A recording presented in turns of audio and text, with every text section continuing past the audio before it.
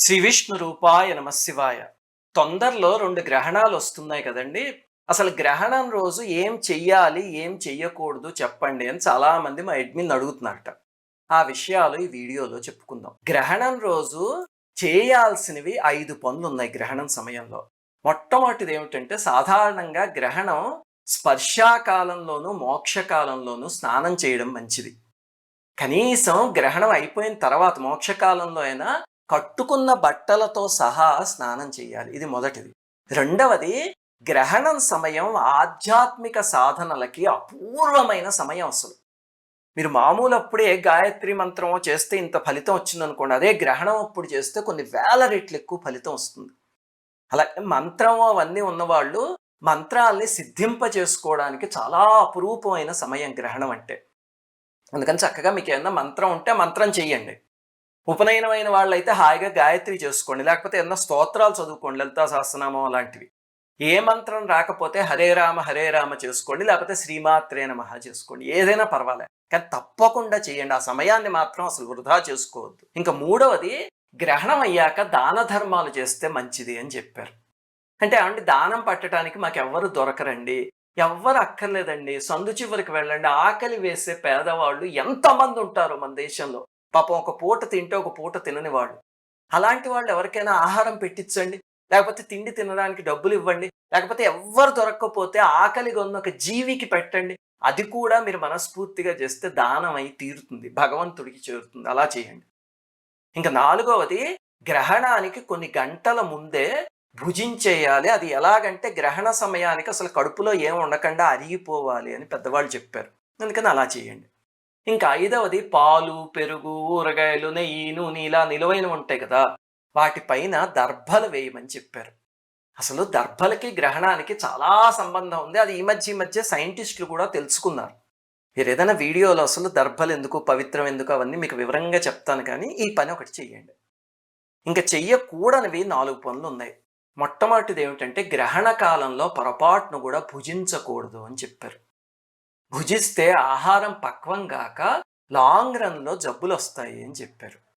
దానికి బహుశా కారణం ఏమై ఉండొచ్చు అంటే, మన శరీరంలో అగ్నితత్వము, జలతత్వము బాగా ఉన్నాయి చూడండి. దాదాపు మన శరీరం అంతా అవే ఉంటాయి. అగ్నికి అధిదేవత సూర్యుడు, జలానికి చంద్రుడు. అందుకని వాటి ప్రభావం వీటి మీద పడకుండా ఉండడం కోసం అయ్యుండవచ్చేమో. అదేమిటండి, నాకు తెలుసున్న సైన్స్ మేధావి ఎవరో గ్రహణం సమయంలో తిని చూడు నా ఆరోగ్యానికి ఏమీ కాలేదు, మీరందరూ కూడా హాయిగా తినండి అని చెప్పారండి. మరి తినాలా తినకూడదా? నాకు తెలుసున్న ఒక అతను ఎవరో హెల్మెట్ పెట్టుకోకపోతే యాక్సిడెంట్లు అవుతాయని ఎవరో చెప్పారు. అది చాదస్తం, చూడు నేను నిరూపించి చూపిస్తాను అని బండి మీద వెళ్ళొచ్చాడు రోడ్డు మీదకి. క్షేమంగా తిరిగి వచ్చేసాడు ఇంటికి. ఇప్పుడు హెల్మెట్ పెట్టుకోవాలా పెట్టుకోకూడదా? పెట్టుకుంటే మంచిది అని చెప్పారు. లేకపోతే లాంగ్ రన్‌లో ఎక్కడో అక్కడ ఏదో ఒక ఉపద్రవం అవుతుంది. అలాగనే మన ఋషులు చెప్పారు అంటే ఖచ్చితంగా దాని వెనకాల కారణం ఏదో ఉంటుంది. సైన్స్ కూడా ప్రకృతిలో ఇప్పటికీ ఒక 1/4 కూడా తెలుసుకోలేదు. ఇంకా సైన్స్‌కి తెలియనివి చాలా ఉన్నాయి. మన ఋషులు ఎప్పుడో ఇవన్నీ తపశ్శక్తితో కనిపెట్టారు కాబట్టి, నా వరకు నేనైతే ఇలాంటి విషయాల్లో ఋషులు చెప్పినవి తప్పకుండా పాటిస్తూ ఉంటా. ఇంకా రెండవది, పెద్దవాళ్ళు చెప్పింది ఏమిటంటే గ్రహణ సమయంలో నిద్రపోకూడదు అని. మూడవది, గ్రహణ సమయంలో ఎట్టి పరిస్థితుల్లోనూ స్త్రీ పురుష సంగమం కూడదు అని. దీనికి శాస్త్రంలో ఏం చెప్పారంటే, ఇలా చేస్తే వచ్చే జన్మలో ఊరపందై తిరియక జన్మెత్తి పుడతారు అని చెప్పారట. అందుకని ఎందుకు చేయడం, చెయ్యొద్దు. నాలుగవది, గర్భిణీ స్త్రీలు ఈ రేడియేషన్‌కి లోను కాకుండా ఉండేలా చూసుకోమన్నారు, చుట్టూ దర్భలు అవన్నీ పెట్టుకుని.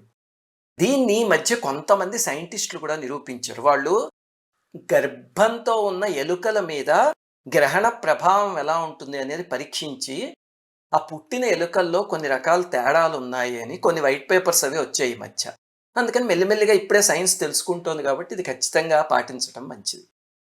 ఒక విషయం గుర్తుపెట్టుకోండి, సైన్స్ తప్పు అని చెప్తున్న శాస్త్రంలోని చాలా విషయాలు ఇంకా సైన్స్ తెలుసుకోలేదు అని అర్థం తప్ప అది అబద్ధం అని కాదు. ఎప్పుడో ఒకప్పుడు నెమ్మదిగా సైన్స్ తెలుసుకుంటూ ఉంది. అప్పటి వరకు ఋషులు చెప్పినది పాటించటం మంచిది మనకి.